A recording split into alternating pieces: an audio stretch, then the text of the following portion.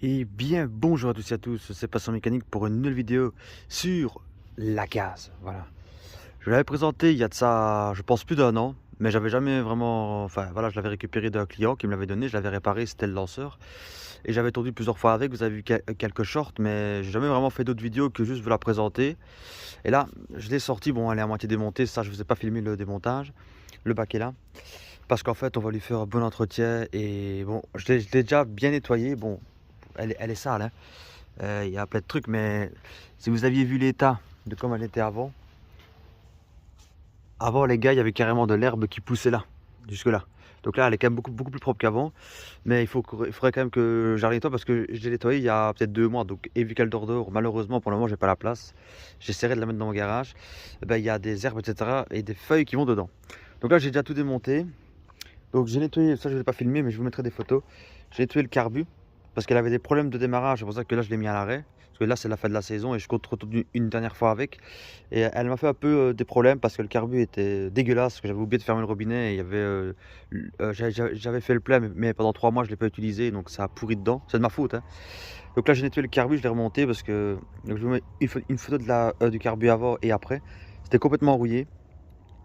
Et il y avait de la terre ici, on ne voyait même plus les papillons, hein. C'était bourré de terre et tout. Là, vous voyez, j'ai bien sûr récupéré tout. Parce qu'avant, c'était vraiment plein de terre et tout. Ça n'avait jamais été démonté. Donc, le carbu, je vais le réinstaller. Je vais changer la bougie. Donc là, j'ai une nouvelle, une neuve. On va changer le filtre à air, faire une vidange.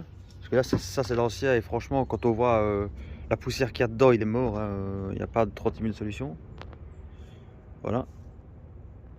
Bon, je pense que vous voyez quand même assez bien. Peut-être un peu zoomé. Voilà. C'est dégueulasse. Et on va, voilà, et donc il y aura aussi les roues à faire comme j'avais dit, parce que les roues, ben, bonjour, au revoir, elle est complètement de travers. Ça veut dire qu'il faudra que je change les deux roues. Le pare-chaleur ici, je vais vous montrer. Donc je ne vais pas tout faire dans cette vidéo, mais je vais déjà lui refaire un bon entretien. Et bon, là j'ai déjà nettoyé le carbu, mais elle était vraiment dégueulasse. Donc je suis changé la durite, parce que ça c'est l'ancienne, donc elle est complètement, elle est toute rigide, elle n'a jamais été changée. Et là j'ai une nouvelle, officielle Brix, officielle Honda. Donc je vais aussi changer la durite. Et à l'avenir, j'aimerais bien essayer de retrouver un autre réservoir, car celui-là il est décoloré. Mais bon, ça peut se retrouver. Mais pour le moment, il faut absolument lui faire un bon entretien parce qu'elle n'a plus eu d'entretien depuis au moins 10 ans, hein, donc voilà. Et le client ne le faisait jamais. Et il y aura bien évidemment les roues à changer et le pare-chaleur à changer parce qu'il est complètement en cuir. Il est déchiré et voilà. Donc on va remonter le carbu, faire la bougie, vidange, filtre à air et un bon nettoyage. Et les roues, ce sera fait dans une autre vidéo parce que ça, bon, c'est pas vraiment très important, mais bon, il faudra quand même que ça soit fait à l'avenir. Mais à part ça, vous voyez qu'elle est très propre, mais il faut bien la nettoyer. Transmission par cardan ici. Et le bac sera changé aussi à l'avenir. Ce que je me dis, c'est pas urgent, mais il est complètement déchiré. Vous voyez, il est mort de chez mort, il tient plus. Donc il faudra que je le change, il faudra que je retrouve un. Voilà. Donc on va passer au changement de la bougie. Donc c'est du classique, hein.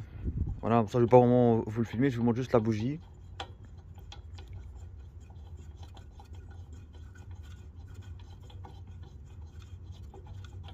Voilà.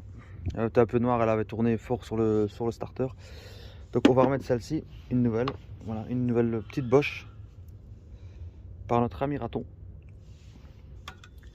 Donc toujours visser à la main les premiers tours et après on visse au racagnac. On n'a pas abîmé le filetage.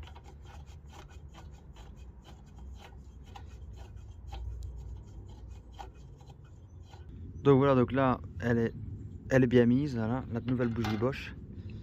On va mettre l'antiparasite. Bon, il y aura un nettoyage complet du bloc plus tard. Là, c'est vraiment juste pour qu'elle tourne et que faire une grosse révision et après je la nettoierai au Karcher, hein. Voilà, parce que c'est plein de merde et tout. Donc voilà.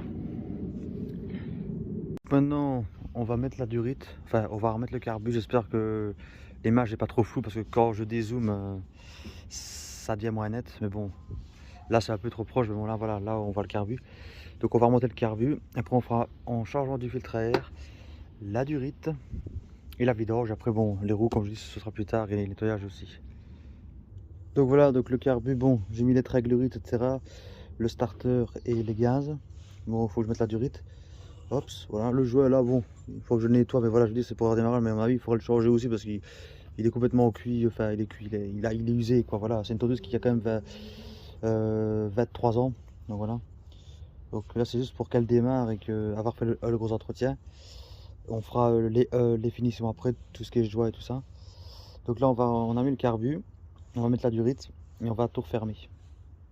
Voilà, donc la durite est installée avec le collier, il faut remettre ce morceau-là au réservoir. Et on va refermer la boîte à air. Voilà, donc nouvelle bougie, comme j'ai dit. Et carbu, il est remonté. Vous voyez, il est vraiment propre. Vous voyez, par rapport au reste, il est vraiment comme neuf le carbu. Et là, j'ai mis la durite. On va en mettre le cache et on changera le filtre à air. Et la vidange, ah oui, j'ai oublié de vous montrer l'huile. C'est bon, il y a un gros nettoyage, hein, comme vous voyez. Voilà, c'est bourré d'essence. Voilà. Et il n'y a pas eu de vidange depuis plusieurs années. Et je tondais comme ça chez mon client avec parce qu'il s'en foutait. Donc voilà, moi c'était pas ma tondeuse. Maintenant que c'est ma tondeuse, bah, j'en prends soin. Surtout que c'est une belle tondeuse, j'aime beaucoup. Les LM, ça c'est une HX. Donc elle a les roues en résine et les HXL elles avaient les roues alu et le châssis renforcé. Donc ça c'est une LM 5360 HX je pense. En tout cas c'est une HX, une LM HX de chez Kaz. Donc voilà, on continue. Voilà, donc le cache est remis. La belle petite durite bien neuve, voilà, on peut la voir ici. La belle durite bien neuve. On va passer maintenant à la changement du filtre à air. Enfin, mettre le nouveau filtre à air et à la vidange. Donc voilà, donc nous allons maintenant passer à la vidange. Voilà. On va mettre de la bonne huile. Q8 Advanced 12W40, donc assez fine pour les OHV. On fera peut-être un rinçage, donc on mettra une fois, puis après on rincera. Voilà, et on va vidanger. Vous voyez, elle est bourrée d'essence parce que j'avais oublié de fermer le robinet. C'est pour ça que le carbu s'est encrassé et qu'elle démarrait plus. De la bonne mélasse. Voilà, vous voyez comment c'est liquide. Voilà, ça c'est de l'huile. En fait, c'est comme tout en fait. Hein, le carburateur n'avait jamais été nettoyé. Bon, en même temps, il n'y avait jamais besoin, mais je veux dire, c'est comme tout, quoi. C'est comme la bougie, le filtre à air, etc. L'huile a au moins 10 ans, quoi. Donc voilà, vous voyez. On va bien vidanger ça et après il n'y aura plus que le filtre à air et les roues et tout ça, ce sera fait plus tard, quoi. Là c'est vraiment une remise en état complète pour la préparer au début de saison car on est au mois de décembre, hein. Donc comme ça au mois de mars-avril elle sera toute prête. Il y aura plus que les roues à changer, le bac à mon avis et le guidon qui a pété comme j'avais déjà dit, donc ça je pense que je vais retrouver carrément sur internet parce que j'aime pas ça du tout. Voilà. On va attendre encore un peu. Ok, alors là, on a déjà un peu rincé. Je vous ai passé ce passage là. Et on va.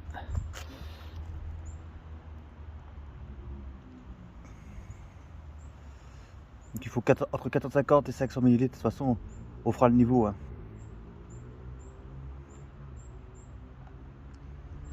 Chez Q8, ce qui est de la très bonne huile. On voit le niveau ici comme beaucoup de bidons, voilà. Faut arriver plus ou moins ici, quoi, entre le 600 et le 500 pour faire 500 ml, quoi. Sur des moteurs avec des filtres à huile, il faut en mettre un peu plus. Mais là, vu qu'il n'y en a pas, sur AGXV, il n'y a pas de filtre à huile. Sur les 160 et 140, c'est que sur les plus gros. Ça va lui faire du bien parce que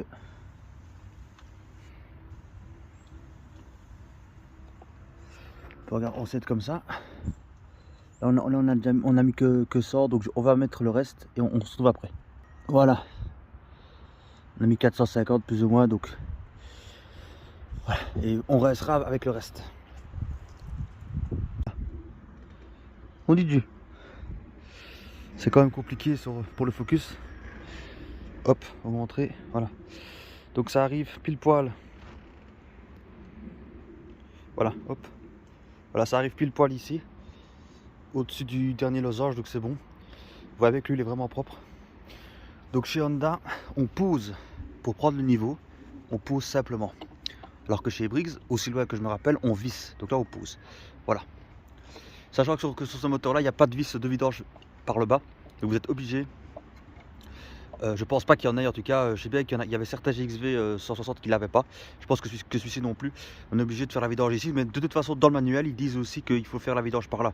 Donc voilà. Et de toute façon c'est pour ça qu'ils ont mis la jauge inclinée pour faciliter la vidange quoi. Voilà. Généralement quand on a une jauge droite, généralement c'est qu'il y a une vis en dessous. Ouais.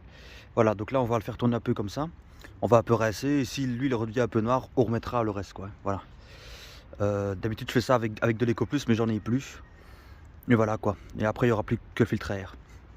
Mais je l'ai déjà démarré et elle redémarre nickel. Donc c'était bien le carbu qui était bouché, mais ça je le savais, c'est une panne classique. Donc voilà, donc nous allons maintenant installer notre filtre à air. Bon désolé, la tondeuse est beaucoup plus sale que dans la séquence d'avant, parce qu'en fait cette séquence-ci a été tournée 2-3 mois après l'hiver en fait, donc voilà.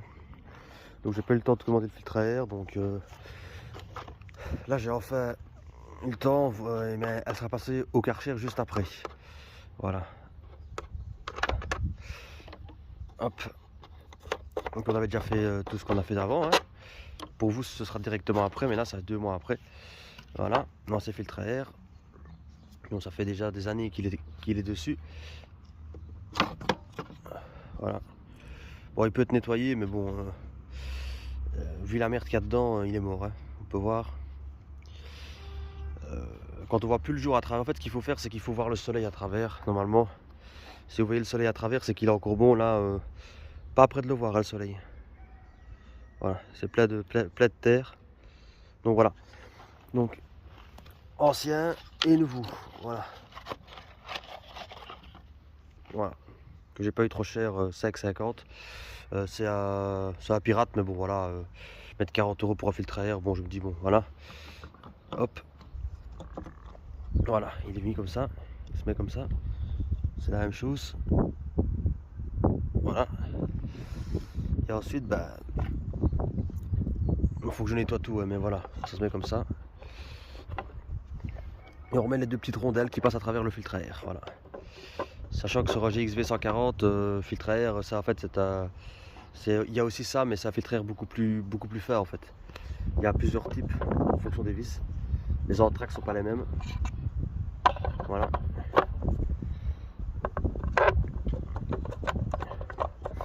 J'arrive à viser. Excusez-moi. Voilà. Je suis en train de visser. Donc faut un petit peu trouver le trou comme on dit. Voilà. Donc on va passer directement au coup de Karcher et puis ce sera terminé pour cette vidéo.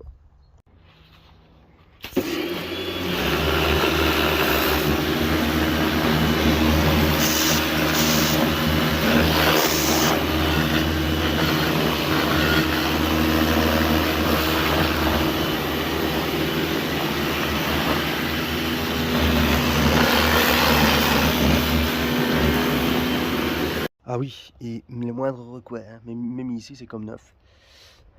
Et voilà, je vais te faire le cache. Donc voilà, c'était le reste, j'avais oublié de vous montrer ça. Allez, ciao. Voilà, donc pendant le nettoyage, j'ai bien enlevé le cache, voilà. Pour nettoyer toute la merde parce qu'il y avait de la merde, donc on n'hésite pas. Donc il y a le cardan ici, avec le boîtier, et on n'hésite pas à mettre un petit peu de WD-40 un peu partout. Voilà, je vais enlever le cache pour avoir plus facile. Voilà, donc il y avait plein de merde hein, que j'ai nettoyé. Et ensuite, on y va. Sur la commande de traction, sur les vitesses aussi, pour chasser l'humidité. Voilà. Moi ce que je fais toujours, c'est qu'avec la petite tigette, je le mets dedans et pour avoir plus facile. Mais bon là j'ai déjà fait, c'est pour les extérieurs. Voilà, et on joue un peu avec après. Voilà. Toujours bien faire ça pour éviter que ça ne se grippe. Voilà, donc elle a enfin terminé. Donc j'ai dégrippé tout. J'ai revissé le guidon aussi. On me dit qu'il avait pété, hein. Il a été réparé, mais j'ai revissé le guidon. Et j'ai démonté la bavette arrière. Parce que ça, je ne sais pas si vous avez dit, mais la bavette arrière, elle a rouillé. Et du coup, elle pendait comme ça par terre. Elle est cassée, donc ça j'ai démonté, mais je pense pas que ça peut se retrouver en éclaté. J'avais vu la vue éclater, mais je n'ai pas trouvé ça en éclaté. Donc si quelqu'un a ça ou quoi, voilà. Donc j'ai démonté parce que ça faisait un bruit dégueulasse de casserole. Donc elle est nettoyée. Le bac, ça il faudra le changer à l'avenir parce que bon, il est éventré sur le côté. Et le cache, bah bon, voilà, il faut d'abord encore que je fasse les roues, etc. Comme je l'ai dit. Et le cache, bah voilà, quand j'aurai trouvé un qui n'est pas décoloré. Donc voilà, donc merci d'avoir vu la vidéo. Donc elle est enfin, l'entretien a été fait, plus dégrippage d'un peu de tout et revissage du guidon. Donc j'espère que la vidéo vous aura plu. Il y aura un épisode 2 sur cette machine, à mon avis, pour les roues avant et à mon avis, comment enlever de l'oxydation sur du chrome. Voilà. Parce que ça c'est facilement enlevable en fait, hein. C'est vraiment, regardez, avec mon doigt ça part déjà. Avec du Belgum ou du HP34 comme on appelle ça je pense. Voilà. Donc elle est vraiment beaucoup mieux qu'avant, elle est bien nettoyée. Le châssis en dessous il est super propre. Un peu gommé parce que bon c'est de l'alu donc il y a quelques petits impacts de gravillon, hein. C'est un peu poreux mais franchement il est super propre. Il n'est même pas pété le châssis, rien du tout, il n'y a pas une fissure. Donc voilà. Merci d'avoir vu la vidéo, n'hésitez pas à commenter, à liker et à la prochaine.